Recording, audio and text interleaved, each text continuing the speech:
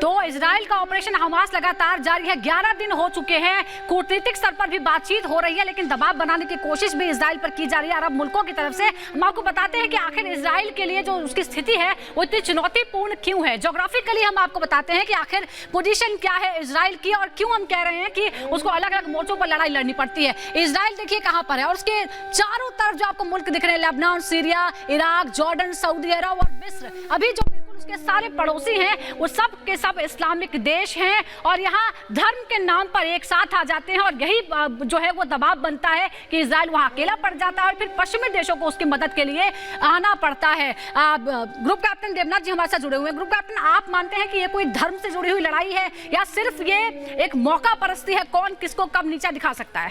देखिए, 1948 में इजराइल का जन्म तब हुआ जब द्वितीय विश्व युद्ध के बाद यहाँ पे ब्रिटिश मैंडेट खत्म हो गया जी। और ब्रिटिश मैंडेट खत्म होने के बाद इंग्लैंड, अमेरिका और फ्रांस ने मिलकर इजराइल को जन्म देने में मदद की।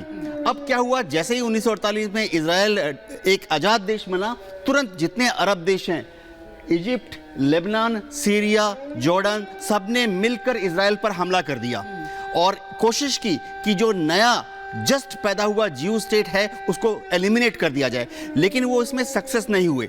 इसके बाद 1956 में भी एक युद्ध हुआ, उसके बाद 1967 में भी युद्ध हुआ, 1973 में युद्ध हुआ और 1982 में बेका वैली का युद्ध हुआ।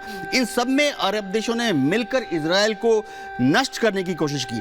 हमें भूलना नहीं चाहिए कि यहाँ पर दूसरे भी देश हैं, जैसे लीबिया, वहाँ पे भी एंटी इजराइल सेंटीमेंट बहुत ज़्यादा है।